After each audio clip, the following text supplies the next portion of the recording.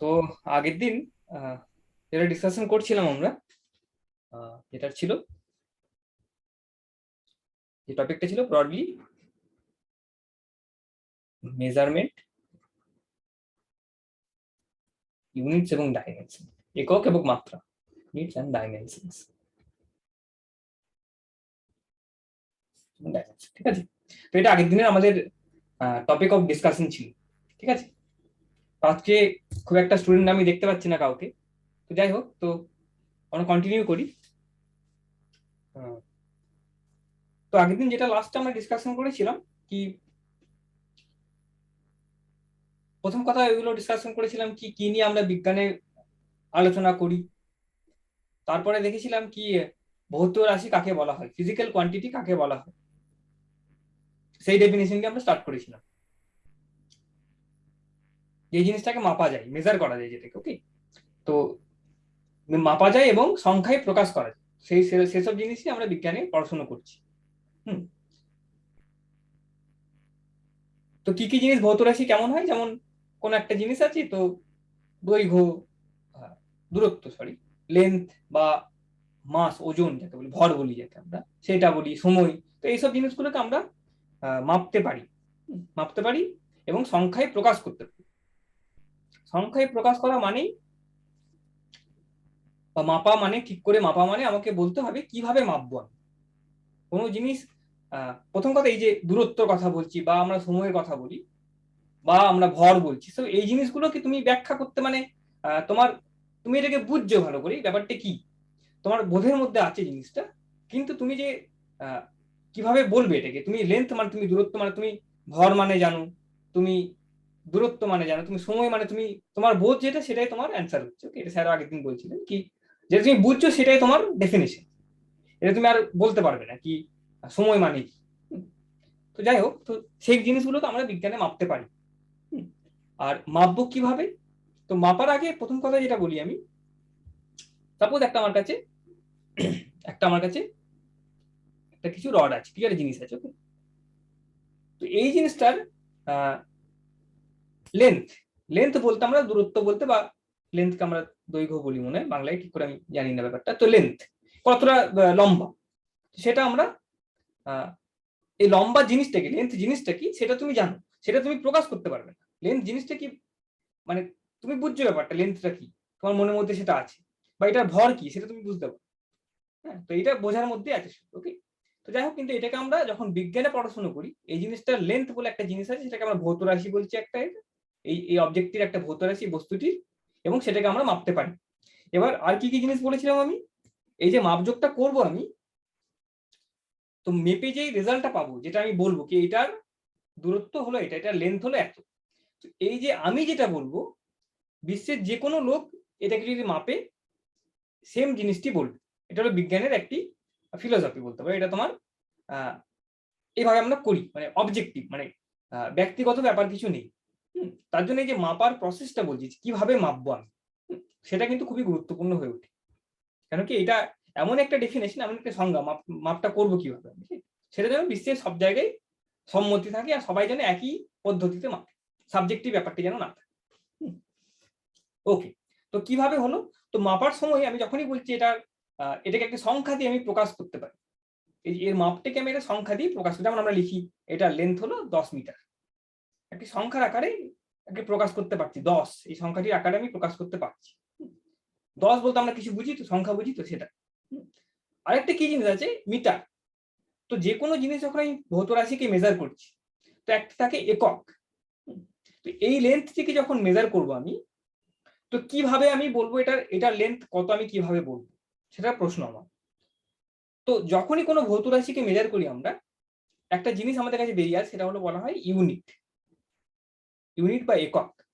তো ইউনিট জিনিসটা কি, ইউনিট জিনিসটা হলো এই লেন্থ যে বলছি, দূরত্ব যেটা বলছি, তার একটা একক আছে। এই একক জিনিসটা কি, একক জিনিসটা কোনো কাল্পনিক জিনিস না, প্রথম কথা, এটা বাস্তবে একটা জিনিস আছে একক। তো একক জিনিসটা হলো, এককটা হলো মানে, যেমন মিটার হলো একটা, 1 মিটার হলো একটা একক, মিটারটি হলো একক, মানে এই এককের তুলনায় এটা কতটা হচ্ছে, এটা লেন্থ বলতে, এটা দূরত্ব বলতে কতটা, এটা দূরত্ব বলতে কি, সংখ্যায় বলতে ওই এককের তুলনায় এটা কত, সেটা হলো একক।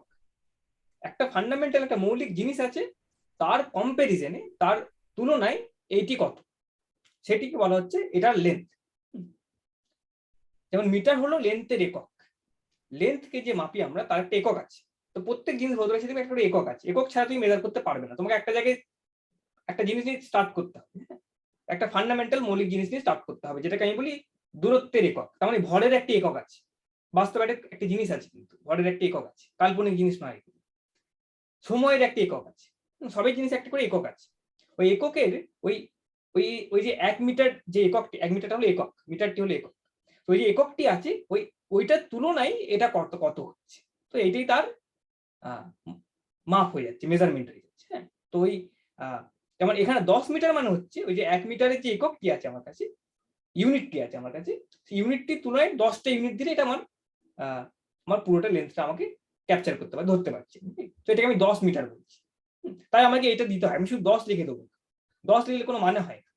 লেন্থ যদি 10 বলি তাহলে কোনো মানে হয় না। আর তোমার বন্ধু বলছে এটার লেন্থ 20, এটা কোনো মানে হয় না। যতক্ষণ আমি এককটাকে বোঝাচ্ছি, একক দিলে বোঝা যায়। 10 মিটার যখন দিচ্ছি তখন আমি বলতে পারছি কি হ্যাঁ 1 মিটার বলে কিছু একটা আছে আমার কাছে, তার তুলনায় এটা 10টি এরকম জিনিস দিলে আমার এই লেন্থটি আসছে। এটাকে বুঝতে হবে। তো শুধু সংখ্যা দিয়ে দিলে হবে না, এটার সঙ্গে এককটি দিতে হবে। এককটি দেওয়া মানে কি পরিষ্কারভাবে বোঝা যাচ্ছে কি, ওই 1 মিটার বলে একটা জিনিস আছে বাস্তবে, সেই 1 মিটারটাকে আমাকে কেয়ারফুলি ডিফাইন করতে হবে, খুব পরিষ্কারভাবে তার সংজ্ঞাকে বলতে হবে। তাই বিশ্বের যে কেউ যদি এটাকে মাপে সে বলবে এটা 10 মিটার।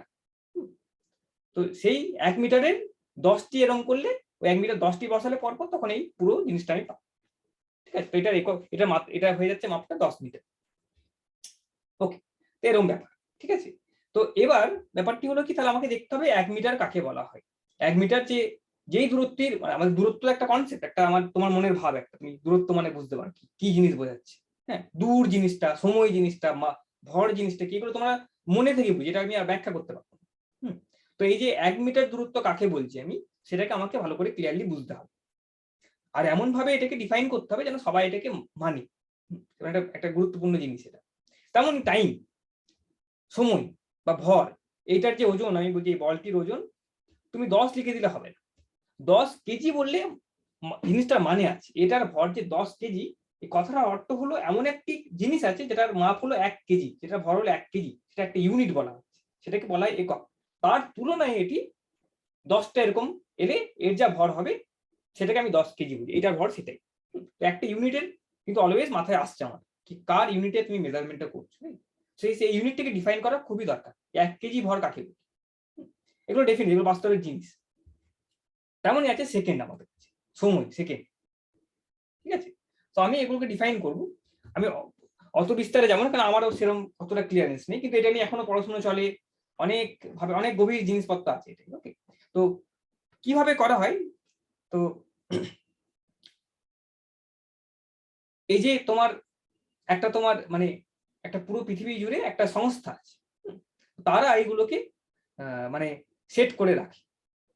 তো সেগুলো হলো মাপের আমাদের স্ট্যান্ডার্ড জিনিসগুলো সেখানে পড়ে থাকে। আমাদের ভারতেও আছে, মানে যেমন আমরা বলি কি সময় আমাদের ভারতে, কিন্তু আমরা দিল্লিতে একটি ল্যাবরেটরি আছে, ন্যাশনাল ফিজিক্যাল ল্যাবরেটরি বলা। তো সেই ল্যাবরেটরিতে কিন্তু এই 1 কেজির ভর, 1 কেজি জিনিস, এই জিনিসগুলো সব মানে ঠিকঠাক করে ওরা মাপযোগ করে রাখে, ঠিকঠাক করে ওরা মেনটেন করে।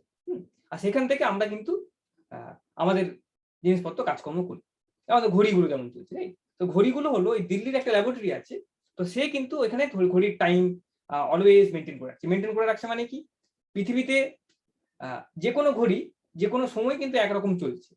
তো পৃথিবীতে একটা সংস্থা আছে, প্রত্যেক দেশে দেশে এরকম করে সংস্থা থাকে। আমাদের দিল্লিতে একটি সংস্থা আছে। তো তার সঙ্গে ওই যে যারা বিশ্বজুড়ে যে ঘড়িটা হচ্ছে, মানে যেটা ইন্টারন্যাশনাল সংস্থা আছে, তার সঙ্গে এরা করেসপন্ডেন্স থাকে, মানে কথাবার্তা করে, তাদের সঙ্গে এরা ঘড়িটা ম্যাচ করে, আর ওই ল্যাবরেটরির ঘড়ির সঙ্গে আমাদের যে ঘড়িগুলো আছে সেগুলো আমরা ম্যাচ করাই। তো এই ব্যাপার, মানে এরকম করে চলে। তো যাই হোক, সেটা ব্যাপার না, আমাদের মুখ্য ব্যাপার নেই। আমাদের ব্যাপার হলো কিভাবে আমি এই জিনিসগুলোকে ডিফাইন করব। এভাবে এরকম করে যে ভৌত রাশিগুলো আসছে আমাদের কাছে, মানে এবং অনেক রকম ভৌত রাশি আসতে পারে, এবং এটা একটি ভৌত রাশি যেটা আমি মাপতে পারি।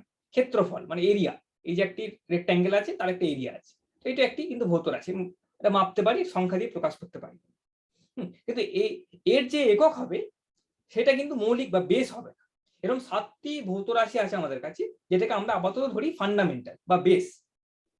ফান্ডামেন্টাল বেস ধরি আমরা, ফান্ডামেন্টাল বলবো না, বেস বেস কোয়ান্টিটি ধরি। মানে এগুলোকে ডিফাইন করি, এগুলোকে সংজ্ঞা দিই, আর এদের উপরে বেস করে আমরা অন্য কিছুর একক বার করি। যেমন এরিয়া হলো মিটার স্কোয়ার, আমরা জানি, তাই তো। ওই দূরত্বের যে একক সেটা জানলেই আমি এটাকে বের করতে পারি, সেটাকে মৌল বলবো না। বেসটি হলো দূরত্বটা। সময় যেমন একটা দূরত্ব, একটা একক, মৌলিক একক বলতে পারো, বেস কোয়ান্টিটি বলতে পারো। সময়, দূরত্ব, তারপরে তোমার ওজন, তারপর আরো 4টি আছে। কারেন্ট বা চার্জ, কারেন্টকে আমরা বলি। কারেন্ট কিন্তু ওই অ্যাম্পিয়ার যে কারেন্ট তোমরা শুনেছো, সেটাকেও কিন্তু আমরা বেস কোয়ান্টিটি হিসেবে ধরি। তার উপর দাঁড়িয়ে তো অনেক কিছু আরো করতে পারি। তেমন আছে আরো তাপমাত্রা, টেম্পারেচারের যে টেম্পারেচার, কেলভিন যেটা বলি আমি, কেলভিন স্কেল বা সেলসিয়াস স্কেল, কেলভিন স্কেল যেটা বলি। তো টেম্পারেচার, তাপমাত্রাটাও কিন্তু ওরকম একটা বেস কোয়ান্টিটি, তার উপর বেস করে অন্য কিছু আমরা করতে পারি। আরো আছে লুমিনাস ইন্টেন্সিটি বলি, সেগুলো পরে, যেগুলো আমরা যাবো না। তো এক মোল সংখ্যা, সেই মোলটাও কিন্তু একটা ওরকম ধরনের বেস কোয়ান্টিটি। ওকে, 7টি এরকম ভৌত রাশি আমরা বেস ধরে রাখি, তার উপরে বেস করে আমরা বাকি যে কোনো ভৌত রাশি কিন্তু বের করি। ওকে, যেমন ডেনসিটি, ঘনত্ব কিন্তু কোনো ঘনত্বের যে এককটি আছে সেটা কিন্তু কোনো ফান্ডামেন্টাল বা বেস নয়, সেটা আমরা বলতে পারি যেটা তোমরা করে রাখো কেজি মিটার। তো এই দেখো, এইটি হলো আমাদের বেস কোয়ান্টিটি, ওজনের যেটা আছে, এই মিটারটি আমাদের আছে দূরত্বে। তো এটা হলো এখান থেকে ডিরাইভ করা হয়েছে, সেখান থেকে বের করা হয়েছে, তাই। তো এটাকে আমি মৌলিক বলবো না বা বেস বলবো। ওকে, তো এই ব্যাপার। তো আমি আসি এবার মেন প্রশ্ন, আমাদের ছোট্ট করে ডিসকাশন করি।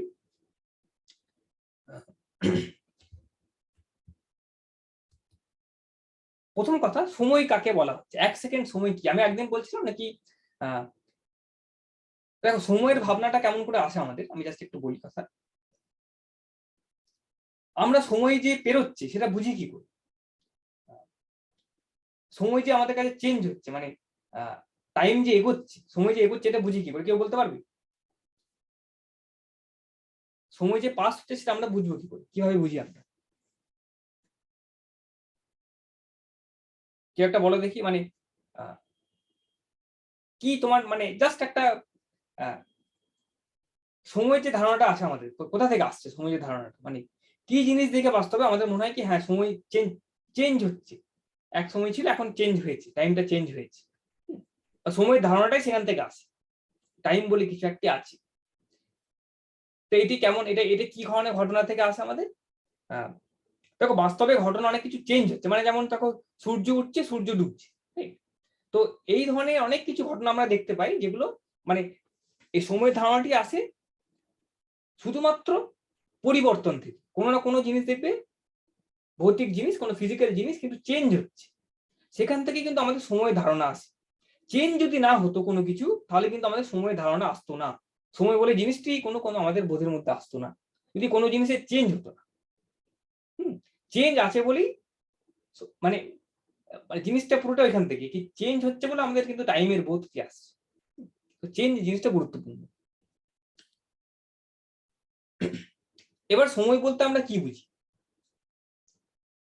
পুরাতন মানুষের মানে সময় একটা লোক মানুষ বুঝেছিল, এবার সময়টা মাপবো কিভাবে? তাহলে আমি টাইমটাকে কিভাবে মাপবো? তো দেখো, মানে কি কি ঘটনা আমাদের রেগুলার বেসিসে হচ্ছে, দৈনন্দিন জীবনে প্রতিদিন হয় যেগুলো, যেমন সূর্য উঠছে, সূর্য ডুবছে, সূর্য উঠছে, সূর্য ডুবছে। তো এই ধরনের ঘটনাগুলো দেখে তোমার অটোমেটিক্যালি ধারণা আসে কি ধারণা আসে কি সময় বয়ে চলেছে, সময় একটা বয়ে চলেছে, কন্টিনিউয়াস একটা সময় বয়ে চলেছে। আর যে সূর্য ওঠা আর ডোবা, রেগুলার যে সূর্য উঠছে, ওইগুলো যেন একটি মার্কার, মানে যেমন কন্টিনিউয়াস ওয়েতে একটা টাইম বয়ে চলেছে, এটা তোমার ধারণাটা অটোমেটিক আসছে। এই যে অনেক কিছু ঘটনা বাস্তবে দেখতে পারো যেটা তোমার রিপিট হচ্ছে, বারবার ফিরে ফিরে ওই ঘটনাটি ঘটছে, যেমন সূর্য উঠছে, সূর্য নামছে, প্রতিদিন তোমরা দেখো। তো এগুলো দেখে মানুষের মনে কি হয়েছে কি যেন এই ধারণাটা অটোমেটিক চলে আসে কি একটি কন্টিনিউয়াস একটা সময় যেন বয়ে চলেছে, আর এই ঘটনাগুলো যেন মার্কার, ঠিক কিছুক্ষণ পর পর একটি ঘটনা ঘটছে, এটা হলো মার্কার, মানে সময়ের মার্কার। মানে একটি ঘটনা হলো, মানে একটা সূর্য ওঠা থেকে আরেকটা পরের দিন সূর্য উঠলো, সেটা একটা মার্কার, টাইম একটা কিছুক্ষণ পেরো, তো এটা মার্কার, সূর্য ওঠাটা যেন একটা মার্কার। তো এইভাবে সময়ের কিন্তু ধারণা মানুষের কিন্তু হয়ে থাকে, অনেক জিনিস আমরা দেখি রিপিট হচ্ছে, বারবার ঘটনাটি ঘটছে, সেখান থেকে কিন্তু আমাদের সময়ের একটা ধারণা আসছে। এবার সময় মাপবো কিভাবে, সেটা আমার প্রশ্ন।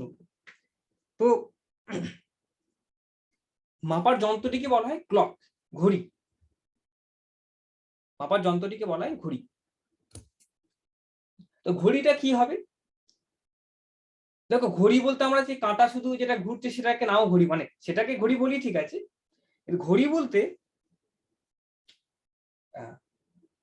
বাস্তবে কিছু ঘটনা এমন ঘটে, সেটা দিয়ে আমরা সময়ের ধারণাটা করতে পারছি, সেটাকে আমরা ঘড়ি বলছি।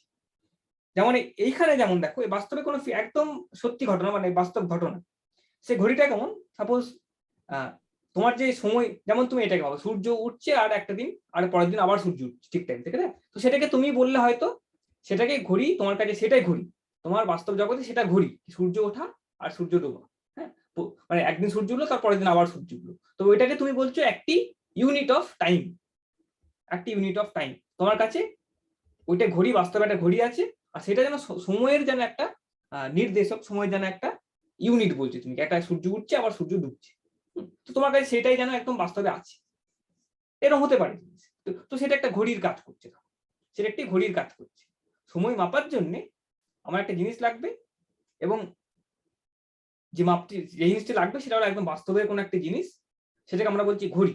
এবার আমাদের কাজ হলো কি, দেখো এইটা যদি আমি ঘড়ি ধরি, ঘটনাটা কি হবে ঘটনা, এবার দেখো এটা ধরলে অনেক কিছু অসুবিধা আছে, যেমন অনেক আরো ঘড়ি আমি বলতে পারি, যেমন এটা একটা ঘড়ি। হ্যাঁ, তো যে কোনো ঘড়ি দেখবে বেসিক্যালি মোটামুটি একটা যে কাজটা করে কি, কোনো না কোনো যেটা প্রসেস, যে ঘড়ির যে মেন ঘড়ি কিভাবে কাজ করছে, কোনো না কোনো ঘটনা দেখবে বারবার ঘটছে, তো সেইটাকে ব্যবহার করে ঘড়িটা তৈরি হয়। যেমন আগেকার দিনে থাকতো ওই জল ঘড়ি থাকতো আমাদের কাছে, জল ঘড়ি। এরকম হতে পারে ক্যান্ডেল জ্বলছে, একটা ক্যান্ডেল বাতি জ্বলছে একটা, তো কি হলো, ঘড়িটা কেমন করে বলছি আমি, এই বাতি তো জ্বলছে, বাতিটা ক্ষয় হচ্ছে, একটু করে করে ক্ষয় হচ্ছে। তো ঠিক যতটা মানে ভাবো এরকম করে আমি ভাগ করেছি ক্যান্ডেলটাকে, ঠিক আছে, ইকুয়াল অ্যামাউন্টে ভাগ করেছি। তো বলছি কি, এই যে এখান থেকে এতটা যখন ক্ষয় হয়ে যাবে, এইটা একটা যেন আমার সময়ের একটা প্রতীক, এটা হলো 1 ইউনিট সময়, এটা আমার কাছে ঘড়ি, এই বাস্তব সিস্টেমটি আমার কাছে ঘড়ি। আর অল্প অল্প করে যখন ক্ষয় হচ্ছে, এতটা অ্যামাউন্ট যখন ক্ষয় হয়ে গেল, সেটা হলো 1 ইউনিট, আবার যখন সেম অ্যামাউন্টটি যখন ক্ষয় হয়ে গেল, তখন আরেকটা টাইম পেরিয়ে গেল। তো এরকম বাস্তবে কোনো না কোনো জিনিসকে আমরা কিন্তু ঘড়ি হিসাবে ব্যবহার করি, আমাদের যেমন হাতের ঘড়ি থাকে তেমনই কিন্তু এরকম অনেক ধরনের ঘটনা আছে, এটাকে ঘড়ি ব্যবহার করছি আমরা। এবার এই ঘড়িগুলো নিয়ে অসুবিধাটা কি হয়, এরকম ঘড়ি যদি তুমি ব্যবহার করো সময় মাপার জন্য, তাহলে প্রথম কথা হবে কি, দেখবে কি মানে যেটা বললাম কি, সবাই কিন্তু একমত হতে পারবে না, কারো কাছে ক্যান্ডেলটা হয়তো অন্যরকম করে জ্বলছে, মানে খুব তাড়াতাড়ি পুড়ে যাচ্ছে হয়তো, কারো কাছে কম পুড়ছে। হ্যাঁ, তো বিভিন্ন রকমের ক্যান্ডেল হতে পারে। তো এই ধরনের ঘড়ি, মানে এই ধরনের যে ক্লক বলছি, টাইম মেজার করার যে আমার কাছে জিনিসটা আছে, তো সেইটা কিন্তু মানে ভালো হচ্ছে না, আমাকে কিন্তু ভালো একটা ঘড়ি দরকার, এটাতে আমি টাইম মেজারমেন্ট করতে পারি। তো সেই ঘড়িটা কি, সেটা আমরা দেখব। আর কাকেই বা আমরা ওই 1 ইউনিট টাইম কাকে বলবো, 1 ইউনিট টাইম কাকে বলবো, সেটা কিন্তু আমরা দেখবো। ওরকম কিন্তু ঘড়ি কিছু না কিছু বাস্তব জগতে আমার কিন্তু ঘড়ি লাগবে, ঘড়ি দিয়েই কিন্তু আমি সময়কে মাপতে পারি। যেমন হতে পারে কি, সূর্য একটা ঘড়ি, মানে পৃথিবীর সূর্য উঠছে সূর্য ডুবছে, তো সেটা একটা আমাদের কাছে ঘড়ি হতে পারে, ঘড়ির মতন কাজ করতে পারে। আমার এই ক্যান্ডেলটি হতে পারে, এবার জল ঘড়ি হতে পারে, অনেক রকমের জিনিস হতে পারে। তো এবার হলো কি, কোন ঘড়িটা আমি ব্যবহার করব, কোন ঘড়িটা আমি ব্যবহার করব, সেটা আমার প্রশ্ন হলো। তো সেটা আমি ডিসকাশনে যাব না। আমার মেন উদ্দেশ্য হলো, এখন আমি যেটা 1 ইউনিট টাইমকে যেটা বলবো, 1 সেকেন্ড সময় মানে কোনটা, 1 সেকেন্ড সময় মানে বাস্তব জগতের কোন জিনিসটাকে আমি 1 সেকেন্ড বলি, সেটা আমাকে কেয়ারফুলি দেখতে হবে। সেটা কি হয়, আমি ডেফিনেশনটা দিচ্ছি, আমি প্রপারলি যেটা লিখি, যেটা তোমরা দেখবে এটা অনেক জায়গায়। 1 সেকেন্ড হলো, দেখো একটি অ্যাটম আছে, একটি পরমাণু আছে, তার নাম হলো সিজিয়াম। সিজিয়াম কিভাবে ডিফাইন করা হচ্ছে, দেখো একটি পরমাণু আছে, তার নাম হলো সিজিয়াম। এই সিজিয়াম অ্যাটমটি দেখবে তোমরা পরে পরে পড়বে, বা এখনো পড়ছো হয়তো, কি অ্যাটম থেকে অনেক সময় তরঙ্গ বেরোয়, ওয়েভস বেরোয়, রেডিয়েশন বেরোয়। তো অ্যাটমের তরঙ্গ কেন বেরোয়, এটি একটি কারণ হলো, মানে পরে পড়বে তোমরা কি,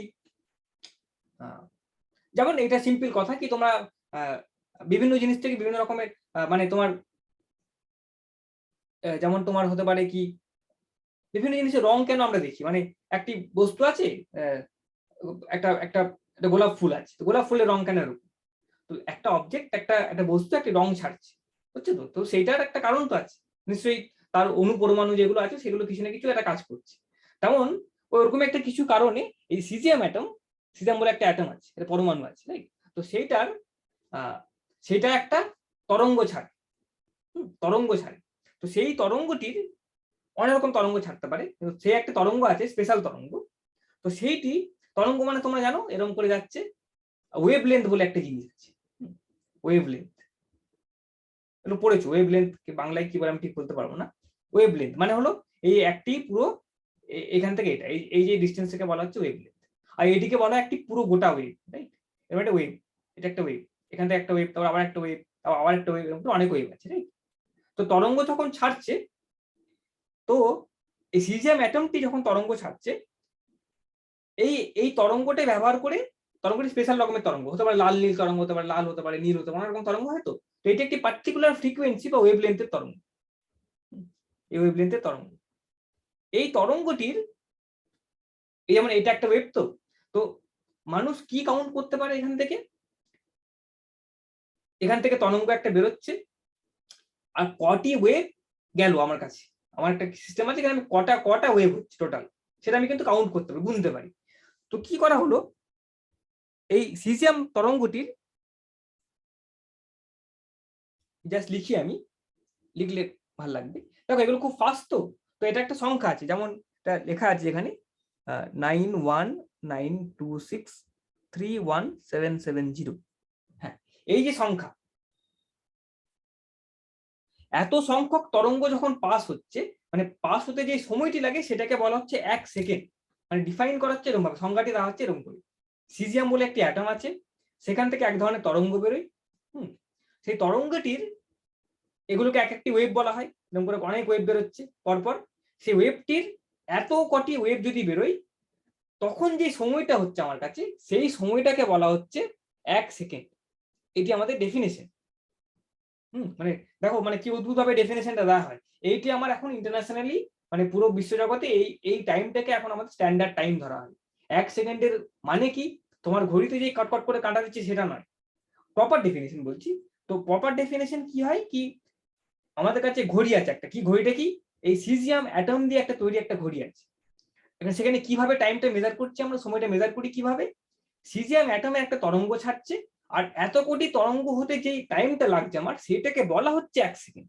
ডেফিনেশন সেটা ডেফিনেশন, 1 সেকেন্ডের ডেফিনেশন। এটা 1 সেকেন্ডের ডেফিনেশন কি, অত কোটি তরঙ্গ বেরোচ্ছে, আর তাতে যে সময়টা বলছি আমি, সেটাকে আমি বলা হয় 1 সেকেন্ড। এটা আমার ডেফিনেশন।